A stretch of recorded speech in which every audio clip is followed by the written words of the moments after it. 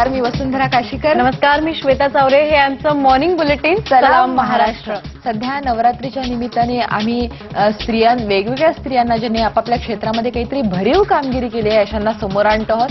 आणि अशीच एक पाहुणी सोनाली नवांगुळ आज आपल्यासोबत आहे, जिला पॅराप्लेजिया झाला पण जिने आपल्या जिद्दीनं अपंगत्वावर मात केली. तिच्यासोबत तिच्या या प्रवासाबद्दल आपण बोलणार आहोत. नक्कीच तिच्या जिद्दीची कहाणी आपल्याला जाणून घ्यायची. आज आपल्यासोबत आहे सोनाली नवांगुळ आणि सोनालीला वयाच्या 9व्या वर्षी अपघाताने पॅराप्लेजिया झाल्या आणि त्यानंतर आजपर्यंत तिने ज्या जिद्दीने आपल्या अपंगत्वावर मात केलेली आहे आणि ज्याला म्हणता येईल की सकारात्मक पद्धतीने ती जगते, ते खरोखर अगदी आदर्श आहे. तिच्याशी आपल्याला बोलायचं आहे. सोनाली, तुझं IBN लोकमत मध्ये स्वागत. आणि आपण बघू शकतो सोनाली, तुझ्या चेहऱ्यावरचं हे जे हसू आहे किंवा जो आत्मविश्वास दिसतोय, या सगळ्या प्रवासामध्ये अतिशय कठीण हा असा प्रवास आहे आणि याच्यामध्ये ही जी काही ऊर्जा आहे ही तू कशी मिळवली त्याबद्दल पहिल्यांदा सांगशील?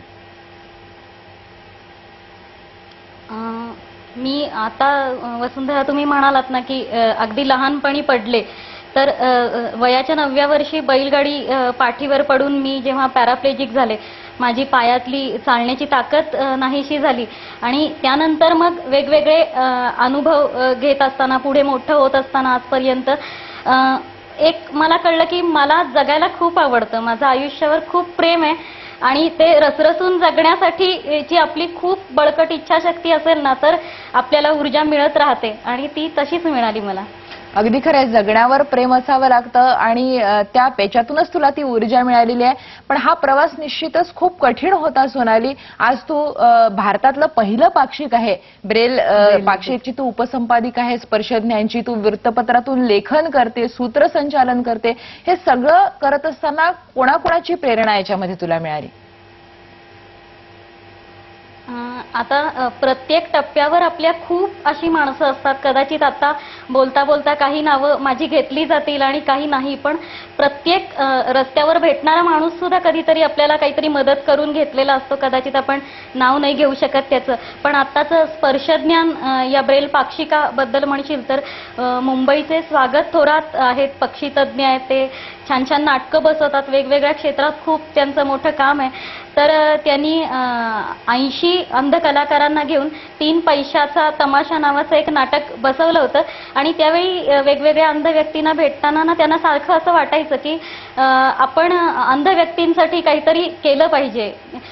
डोळस लोक रोज वर्तमानपत्र वाचू शकतात, जगात जे घडतं त्याच्याशी लगेच त्यांचा संबंध असतो, त्यांना कळतं, पण अंध व्यक्तींसाठी तसं काही नाहीये.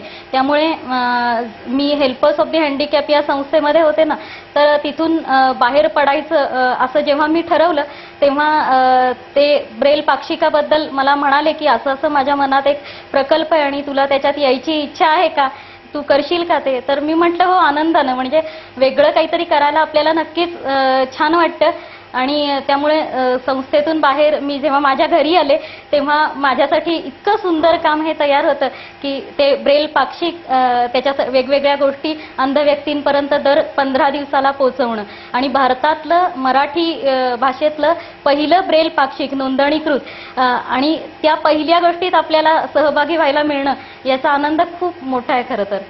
खरंय सोनाली, तुझं म्हणणं की अपघात झाला, अपघातानंतर शारीरिक अपंग हे तुला आलं आणि त्यानंतर त्यावरही मात करून तू पुढे गेली आहे. ब्रेल लिपीच्या उपसंपादक आज तू आहेत, एवढ्या मोठ्या जागेवर तू पोहोचलेली आहेस. आयुष्यावर प्रेम तुझं आहे आणि त्या प्रेमातूनच ही जिद्द तुला. आणि आज आपल्यासोबत आहे कोल्हापूरहून सोनाली नवांगुळ. सोनाली भारतातल्या पहिल्या ब्रेल पाक्षिकाची उपसंपादिका आहे. ती अनेक कार्यक्रमांचं सूत्रसंचालन करते, वृत्तपत्रातून सध्या सकाळमधून ती लेखनही करते. सोनाली, मगाशी तू म्हणाली की आयुष्यावर प्रेम असावं लागतं, जगण्यावर प्रेम असावं लागतं आणि त्याच्यातून मग ऊर्जा मिळत जाते. हे जरी खरं असलं तरी जेव्हा पहिल्यांदा वयाच्या 9व्या वर्षी कमरेपासून जेव्हा अंग लुळं पडलं किंवा त्याचं सेन्सेशन गेलं, तो अनुभव स्वीकारणं हे खूप कठीण असेल, पण हे स्वीकारण्यातलं जे शहाणपण आहे कसं काय तू मिळवलं त्याबद्दल सांगशील? स्वीकाराचं म्हणशील तर चौथीत असताना मी जे पडले आणि वेगवेगळ्या हॉस्पिटलच्या चक्रातून एक साधारण 1.5 वर्षांना पुन्हा 32 शिराळ्याला माझ्या गावी आले, तेव्हा वेगवेगळे लोक वेगवेगळ्या पद्धतीनं कॉमेंट्स द्यायचे आणि ते खेडेगाव 32 शिराळा आहे आणि त्यामुळे आईबाबांनी त्या सगळ्या पोचवल्या नाहीत माझ्यापर्यंत, पण कानावर यायच्याच ना की तुम्ही म्हणून जगवलं था मुलीला, नाही तर आमच्या घरांमध्ये असं काही इतक्या पद्धतीनं अपंग झालेल्या मुलीला काही ठेवत नाहीत वगैरे, आणि असे तरतरेचे असायचे. म्हणजे मी किती सांगू त्याबद्दल. पण त्यातूनही पुढे आईबाबांनी माझं शिक्षण चालू ठेवलं होतं आणि तशी वर्षभर बाहेर राहिल्यामुळे थोडीशी मी कदाचित अबोल झाले होते किंवा कधी कधी खूप बोलकी पण असायचे, पण मनातलं सगळं उकलून सांगणं हे कदाचित संपलं होतं. पण माझं शिक्षण चालू होतं पुढे. शाळेत मी जाऊ नव्हते शकले कारण आपल्याकडे तशा शाळा नसतात की जिथं, आता मला पॅराप्लेजिया झाला होता म्हणजे लघवी संडासवरचं नियंत्रण माझं पूर्णपणानं गेलं होतं आणि कमरेखालच्या संवेदना पण माझ्या गेल्या होत्या, त्यामुळे काही कळत नव्हतं आणि कॅलिपर्स घालून मी थोडी चालायचे, पण ते 1-2 मिनिटापेक्षा अधिक मला जमायचं नाही.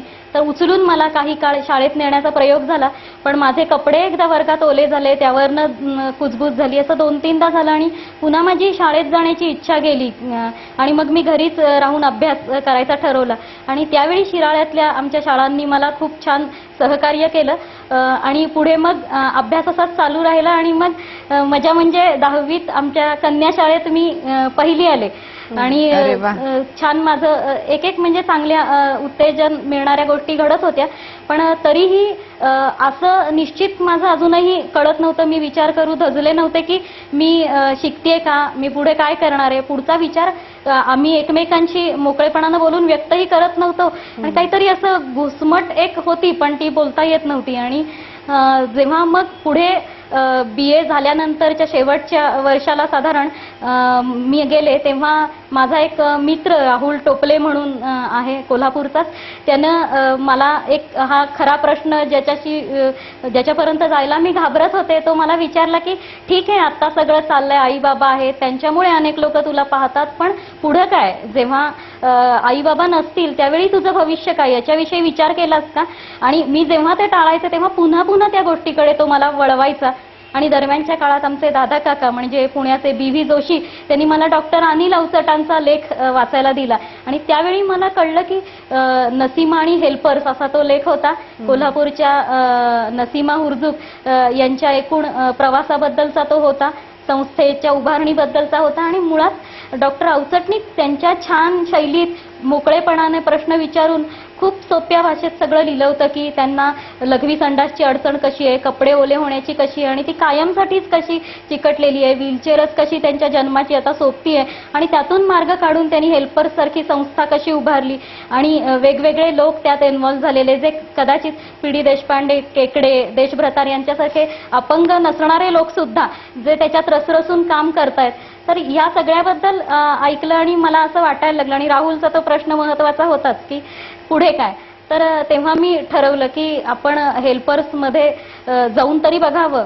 खरं तर आळसाची इतकी सवय झाली होती घरी आणि सगळेजण काळजी घ्यायचे करायचे, त्यामुळे सोडावं का याचा मनाचा निर्णय होत नव्हता. पण अखेर मी गेले आणि मग नंतर 7 वर्ष घरी आधेमध्ये यायलाच मला वेळ मिळाला नाही. पण अपंगत्वाचा स्वीकार आणि त्याला थेट सामोरं जाणं हे सगळं नसीमा दीदी आणि तिकडचे सगळे, आता मी नावं काही घेतली काही खूप राहिली घ्यायची, तर तिथून मला हा दृष्टिकोन मिळाला की नाही हे ठीक आहे आपण शिकतोय, आपण रडत बसत नाहीये, पण त्याच्या पलीकडे सुद्धा आहे की याचा स्वीकार करून आपण आपलं आयुष्य घडवायचं आणि आपलं आयुष्य फुलवताना एकदा आपल्याला सापडलं की दुसऱ्याचं कसं फुलवायचं. अगदी खरं आहे सोनाली की तू स्वीकार केलास आणि नुसतं स्वीकार केला नाही, तो स्वीकार अतिशय सकारात्मक पद्धतीने, अतिशय आशावादी पद्धतीने तू केला आणि आता तू नुसती एकटी उभी राहिली नाहीये, तर तुझ्या भोवतालच्या लोकांना सुद्धा तू उभं राहण्यासाठी मदत करते. कार्यक्रमांचं सूत्रसंचालन सोनाली करते आणि जो लेख आहे आणि तिचा कोल्हापूरचा जो मित्र आहे ज्याच्याकडनं तिला प्रेरणा मिळाली आहे, त्या दोघांबद्दल आपल्याला जाणून घ्यायचं आहे.